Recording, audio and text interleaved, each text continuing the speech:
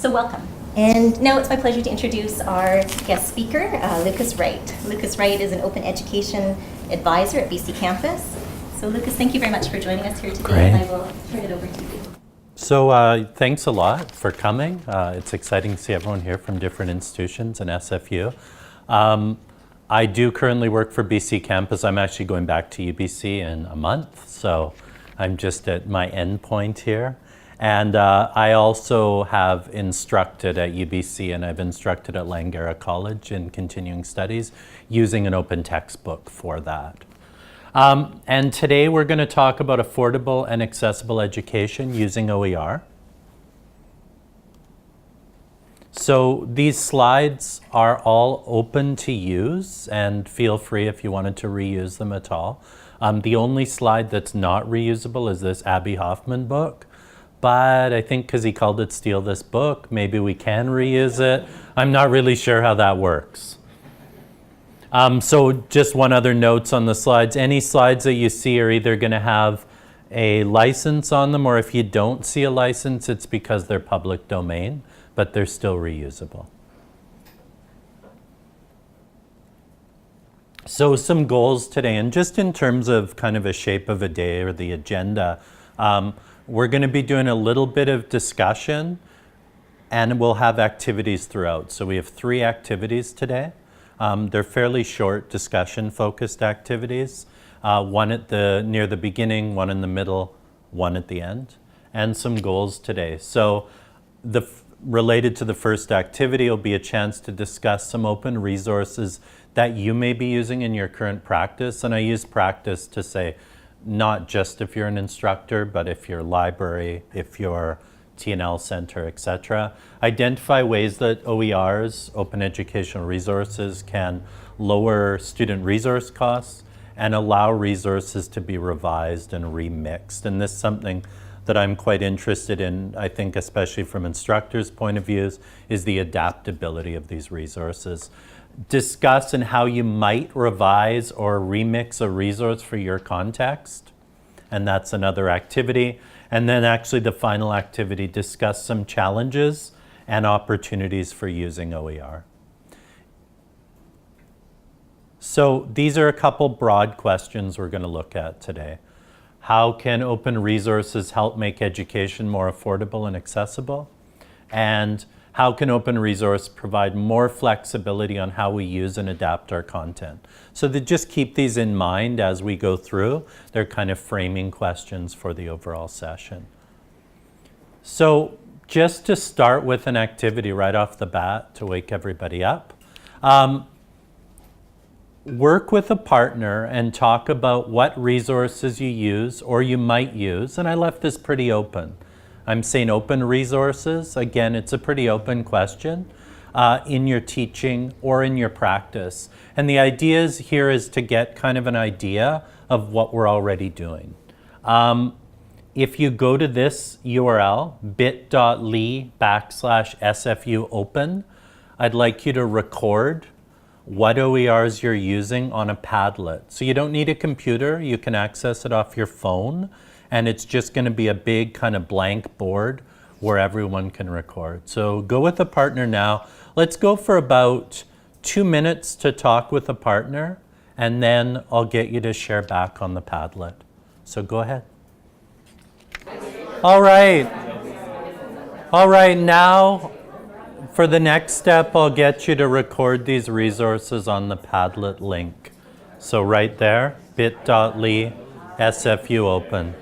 So lots of different ways that we're already accessing resources. I noticed that there's some pieces around student creation here, adding stuff to an app, Unsplash, great for Creative Commons images. Things like, who said iBiology? Well, sorry, what is iBiology? There's little nice clips from Harvard. Yeah. Everywhere. There are nice professors. So yeah. Wonderful. Great. And yeah, so lots of, I guess this activity, what I'm always surprised at is how many people are already using open resources in some ways, how much we're using the internet.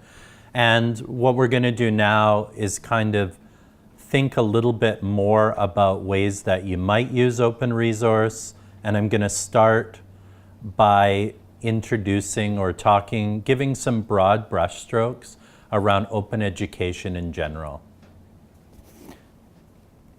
So, open education, I'm going to say one thread or one branch of open education comes out of open source software.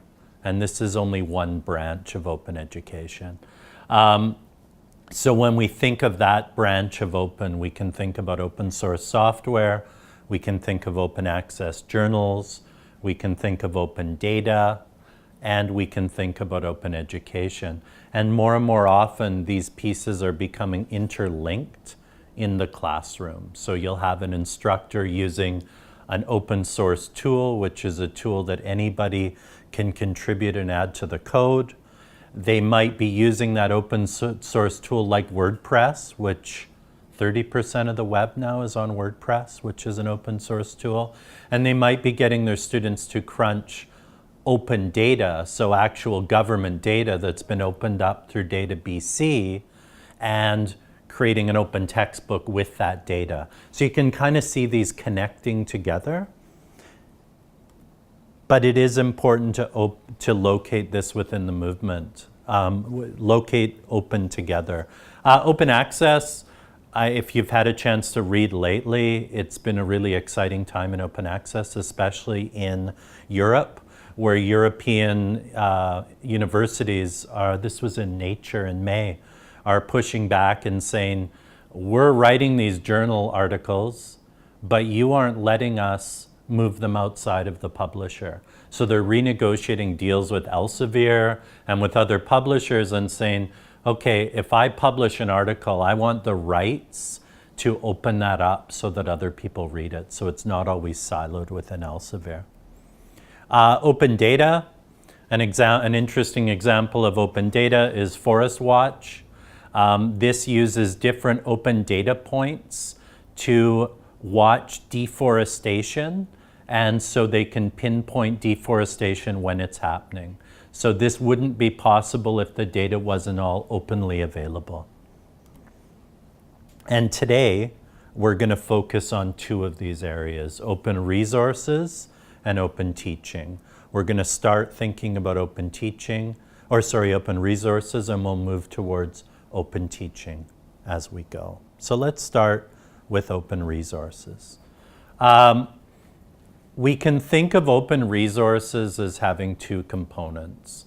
They're free on the web, and I noticed in your list, a lot of those resources were free on the web, but they have another piece. They're not just free on the web, they have reuse rights given to those resources, so you actually can change them and use them. And this was a big part of the open education movement, was to say, free is not enough.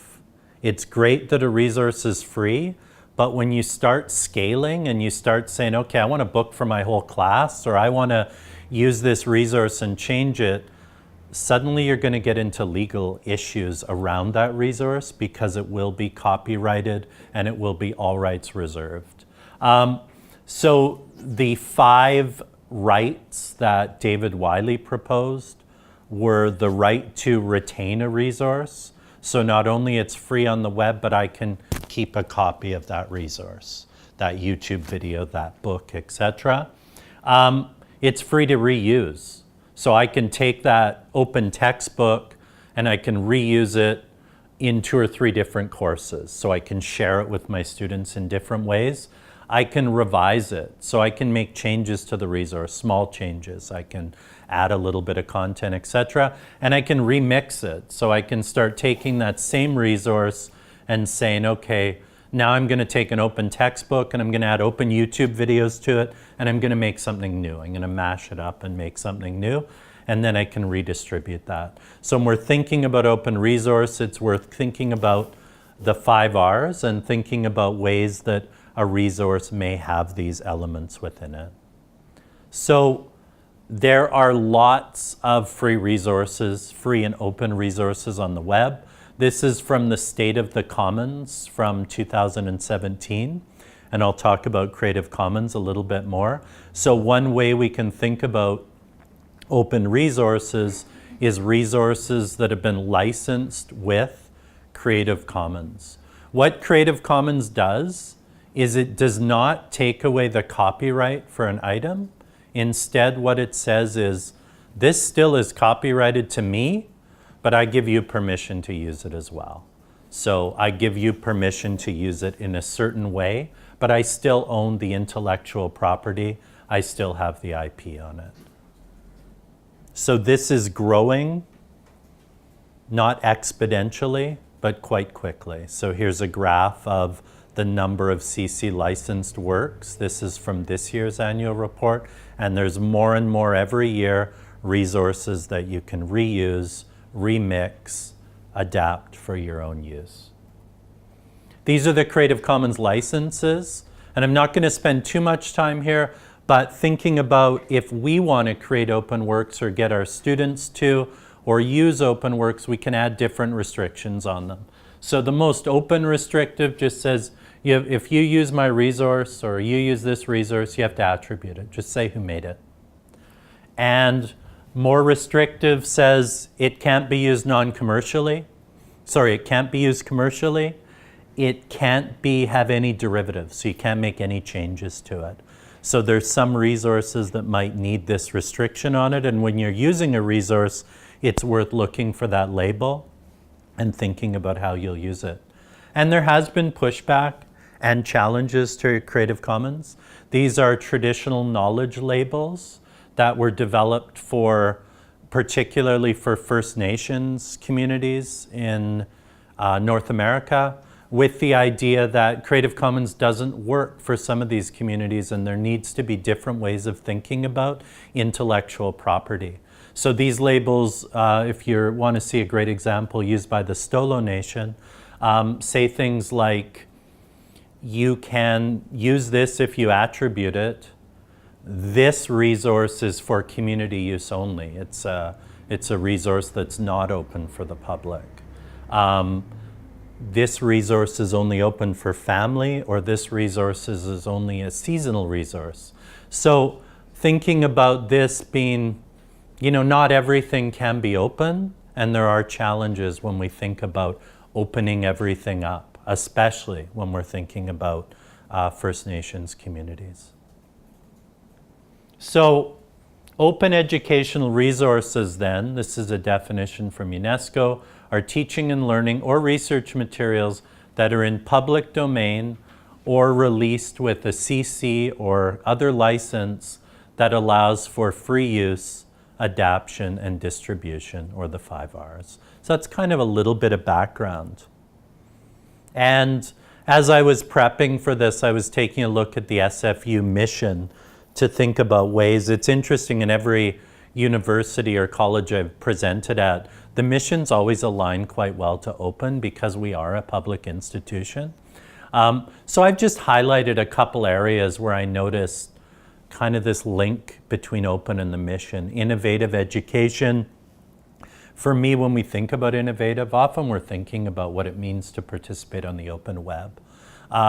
Knowledge, skills, and experiences that prepare them for life in an ever-changing world. We're going to look at some examples later of how we can get students to contribute to the OER, to the resources, which is changing the role of students and changing those skills that they're adapting.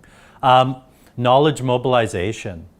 I think a big part of what we're talking about is the mobilization of knowledge here, if we're creating resources.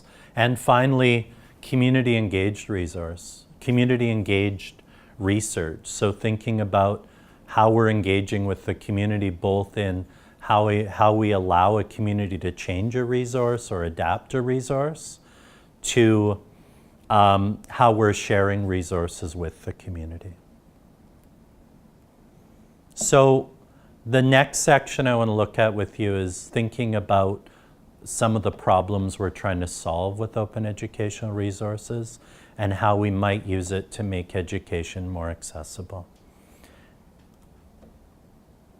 So I'll just throw these statistics up, you can read them. These are a couple years old now, I'm sure they're going up by the year.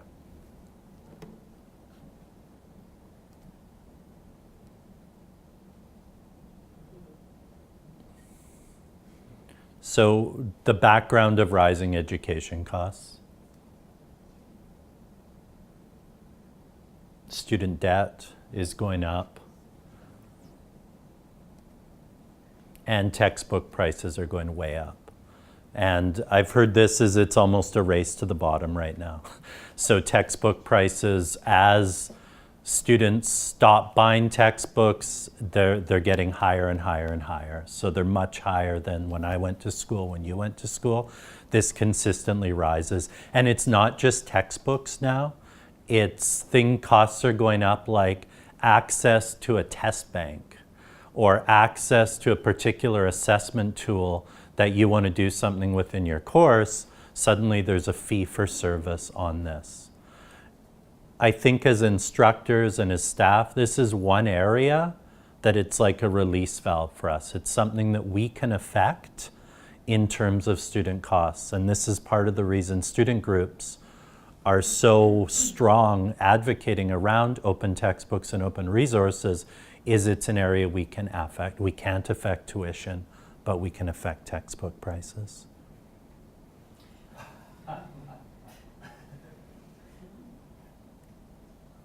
So I think this is a really interesting part, is as textbook prices go up, it starts to impact student learning. And I was chatting with a student, he's chairperson of the BCFS now, and he has this great story. He said he was in his class and his instructor said, if you want 5% of your mark, you need to sign up for this service and it will give you small tutorials to take. And he didn't. He said, I'll just give up this 5%. And the instructor said to him at the end of semester, why did you do that? I didn't know you were under financial hardship. And he said, I would just hope that you would always expect that a student is under financial hardship and think about a way around this. So what does it mean for student learning? Well, here's a few stats from, this is Rajiv Jangi, who's an instructor at Kwantlen. So 54% of students don't purchase the textbook. 30% may earn a poor grade based on that. 27% may take fewer courses. 26% may not register for a specific course. And 17% drop or withdraw from courses. As in BC, people have been developing more and more open textbook programs called Z degrees, which means a zero-cost program. All the resource costs must be from either library materials or OERs. What we've anecdotally noticed is that courses that are able to say they're using open textbooks, their enrollment shoots right up. I know TRU just noticed that with one of their courses, is if students can identify there's an open textbook there, their enrollment can go quite up. And think about these students who aren't purchasing the textbook. I've been that student. And it did impact how I was learning. It, you know, I remember getting photocopies done that I shouldn't have done, and only photocopying one-sided when it should have been two-sided, and just going for it. It's all right. I'll just read half the article and hope I can guess what it means. And students are concerned about this. The memes tell us so. So these are a few memes on the internet about textbooks. So about returning textbooks, about the idea of the required textbook where students just paid $100 and then 2 chapters are required. And the idea of the editions that just keep rolling out. And the Textbook Broke campaign, which was really driven out of SFU and UBC in BC about 3 years ago, is the students really saying, look, textbooks are making us broke, you can help. And this has been a really big campaign.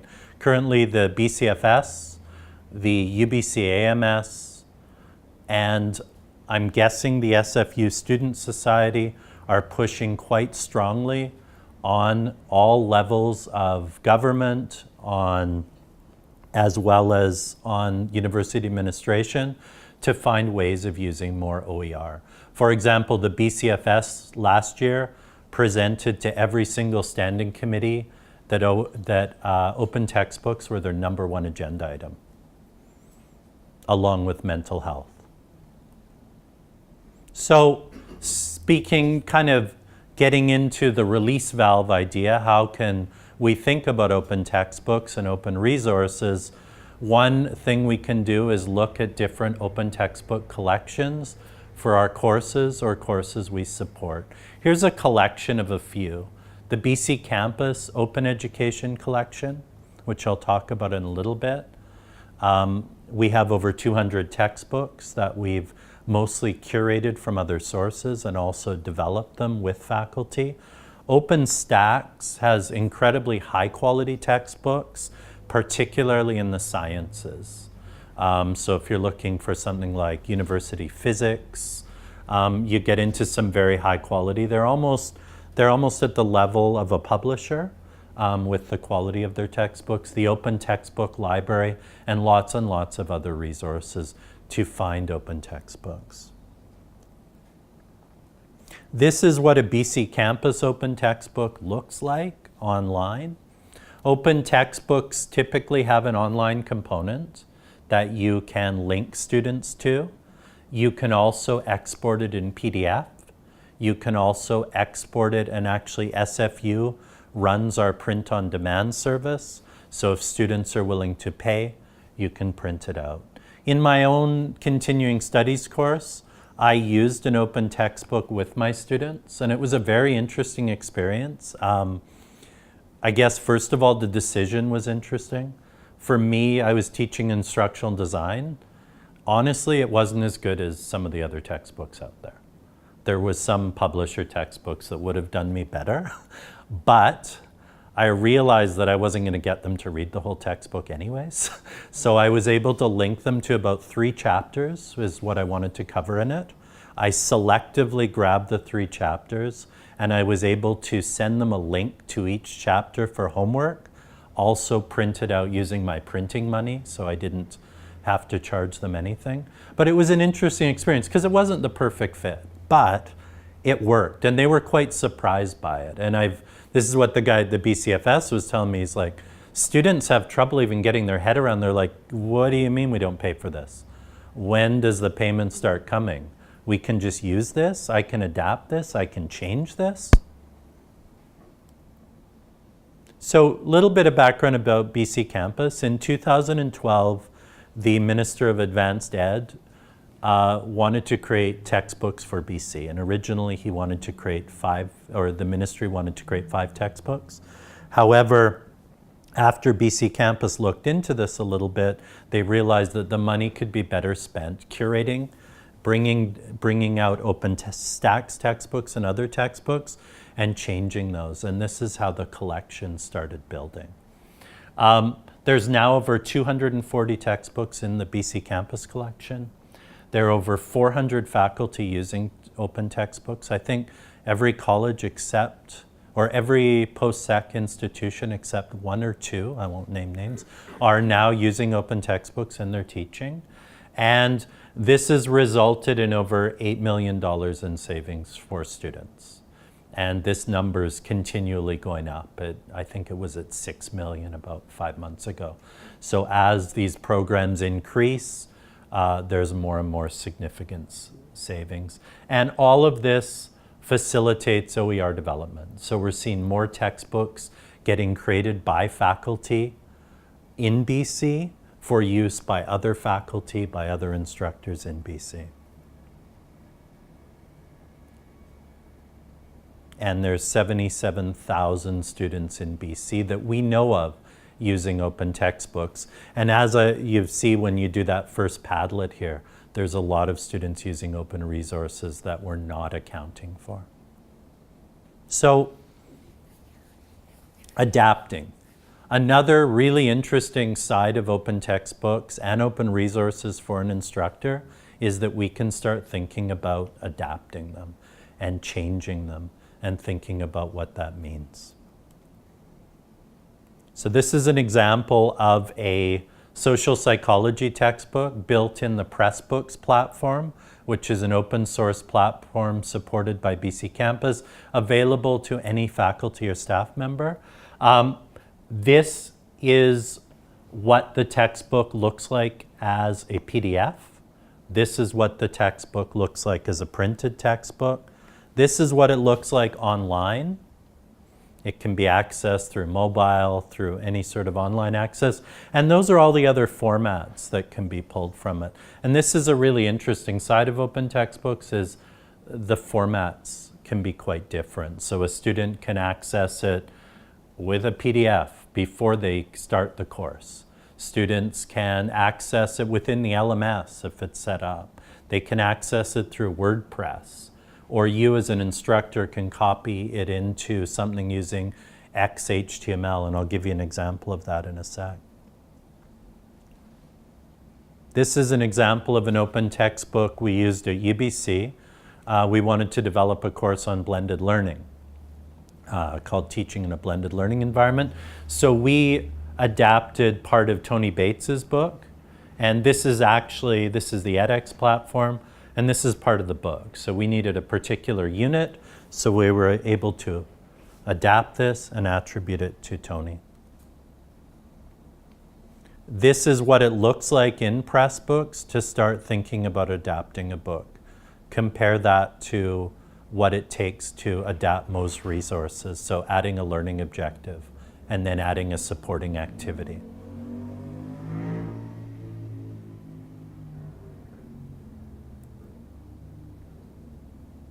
And thinking about a book as a little bit more than a book. So what would it mean to be able to add a particular video to a book? So we're thinking about that remixing piece now.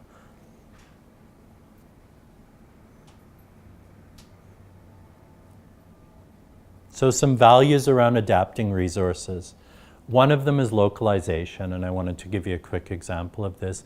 The indigenization initiative that's being supported by BCcampus, as well as the steering committee of Indigenous leaders, has been developing a resource about indigenization.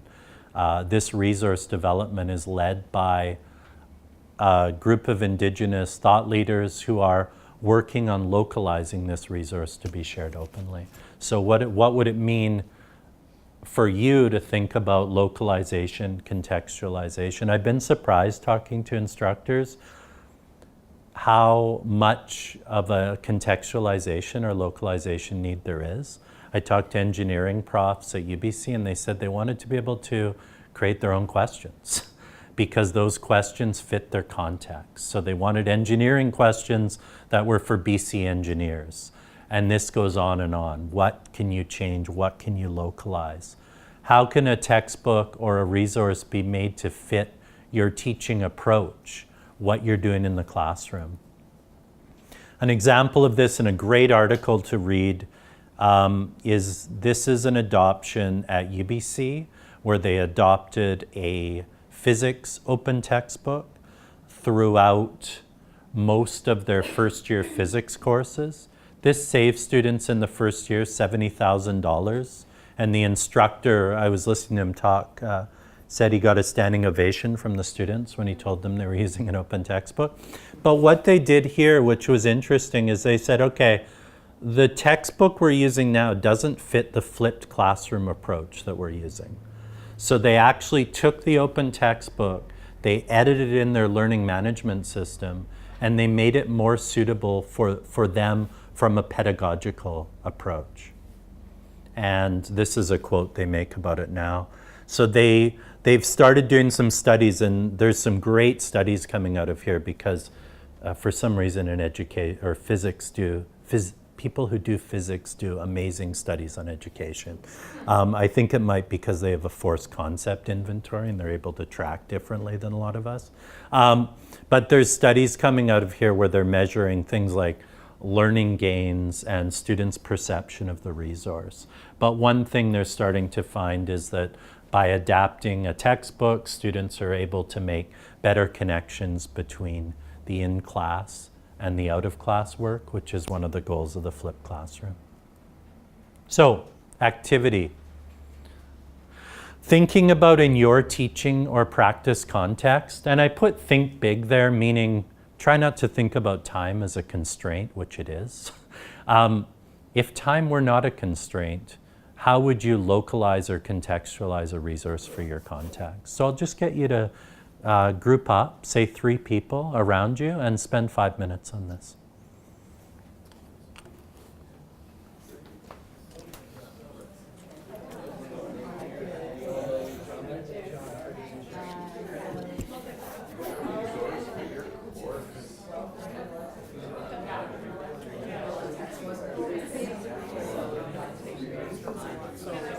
Hi.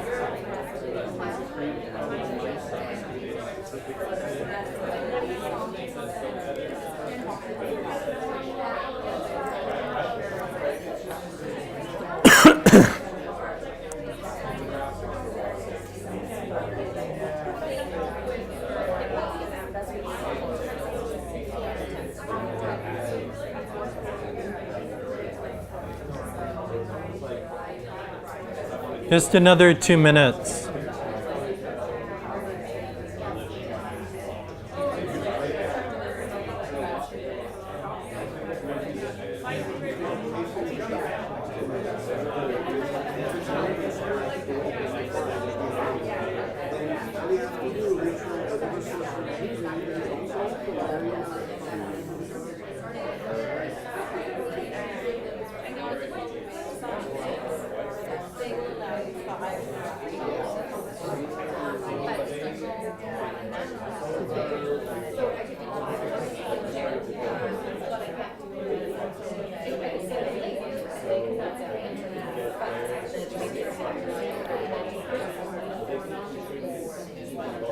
All right, I'm going to stop you there and have time for 1 or 2 people if they're interested in sharing.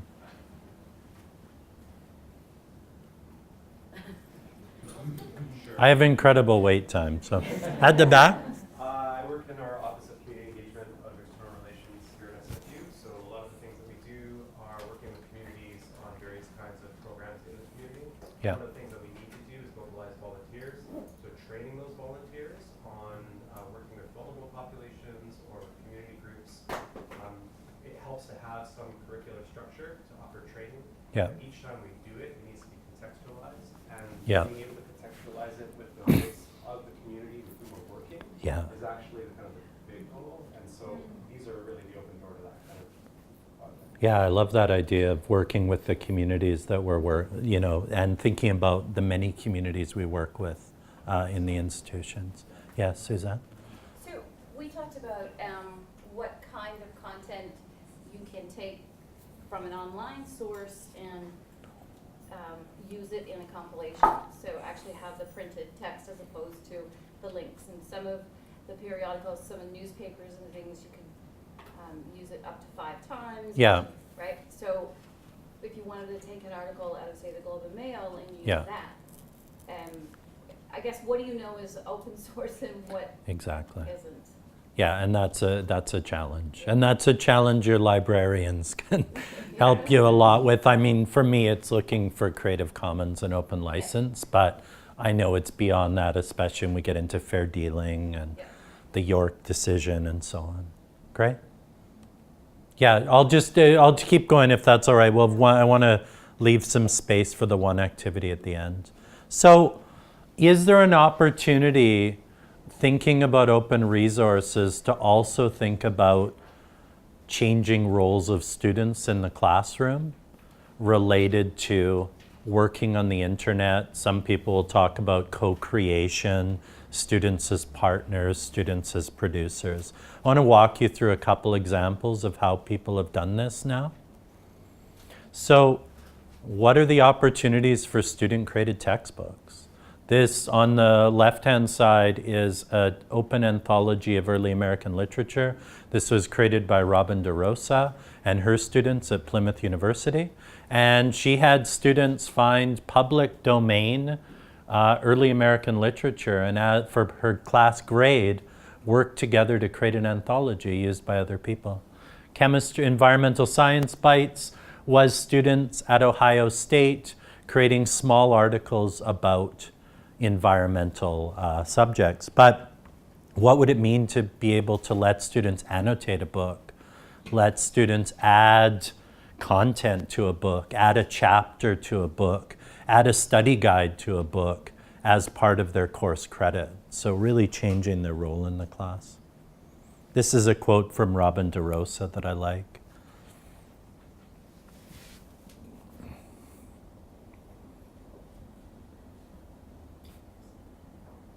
I love that last line, that students really get what's challenging, how to explain it to their peers.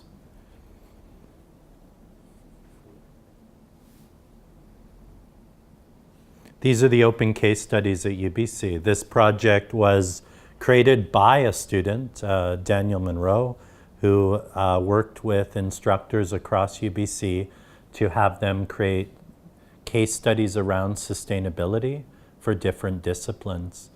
These case studies are now used in different classes, and actually new case studies are being written and added to this collection.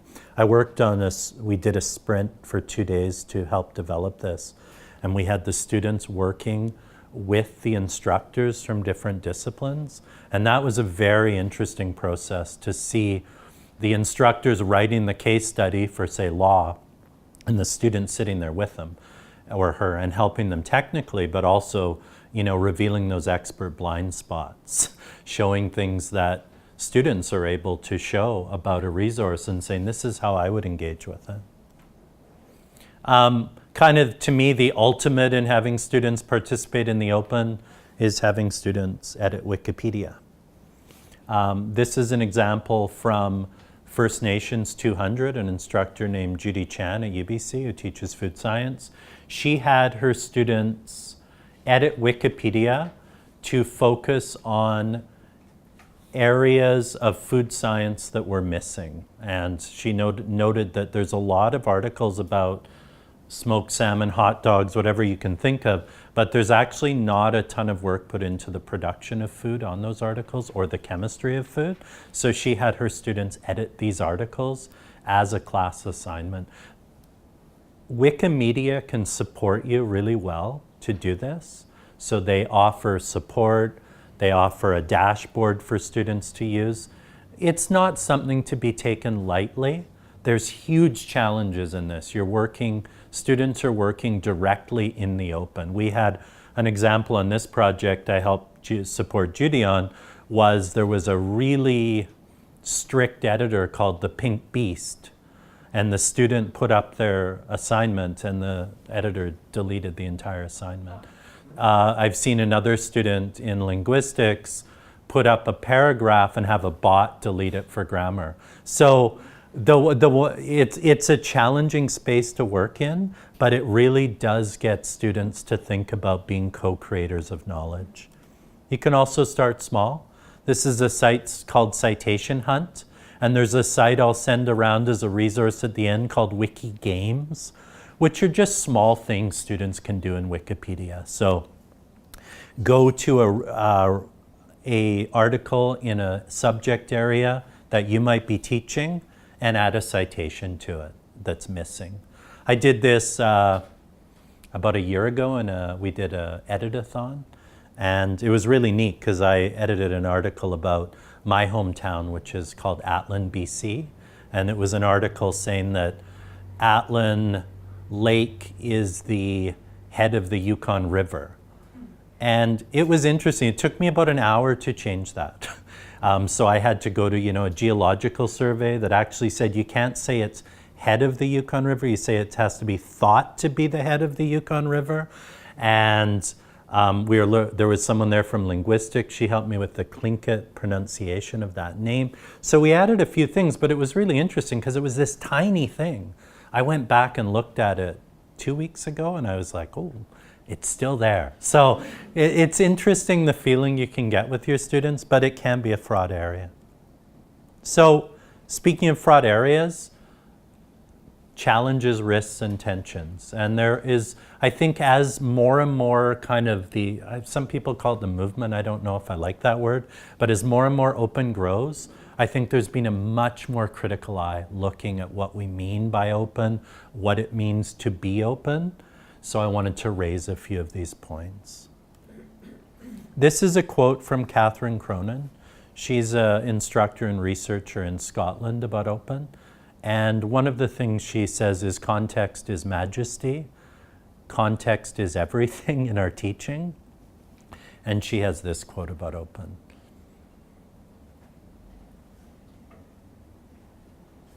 And I think this is especially when we're thinking of getting students to participate in the open, to create open resources, to edit Wikipedia. Everyone is not the same vulnerable online. Some people are much more vulnerable. So what are we asking students to do if we do this? And time.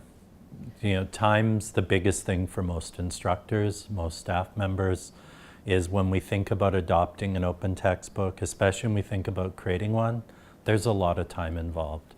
And what does this time mean? How do we accommodate, how do we support this time? Because there's some huge value in using publisher resources and being able to, and I ran into that in my own teaching, is what do I do here? Do I spend 100+ hours creating a curriculum, which I did, and which I didn't get paid for? Or do I use a publisher textbook that has most of the curriculum in it? So there are hard decisions made, and I think provincially and institutionally it's worth thinking about what supports there are for instructors, for staff, if we do think open resources are important. This is another quote about time.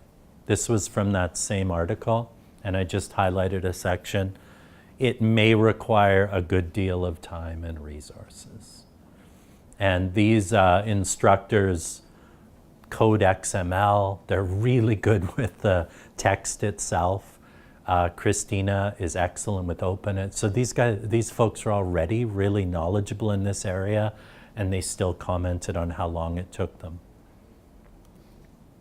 So some supports out there for you. Open working groups, and we'll mention the SFU Open Working Group in a second. Grants, BCcampus offers grants every year. We just finished our last round of grants, and these grants can be for creating an open textbook, revising an open textbook. So it could just, or adopting an open textbook with some minor revisions on it. Pressbook self-serve, as mentioned, there's a service called Pressbooks, which is built off WordPress. We'll be talking a little bit more about that this afternoon. That's available for people to use, and you can pull textbooks into it and adapt them in there.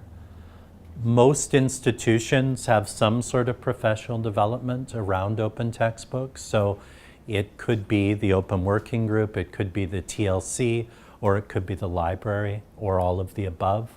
And just an interesting way to start is open textbook reviews for faculty who are interested in kind of diving into an open textbook. They can go to the BC Open Textbook site and review an open textbook, and there's an honorary of $250. So it's a good way to kind of take a peek at what a book might look like.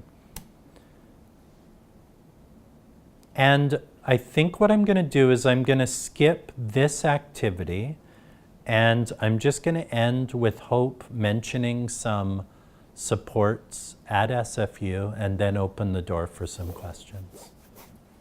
Well, thanks a lot for having me. I'm looking forward to the rest of the sessions.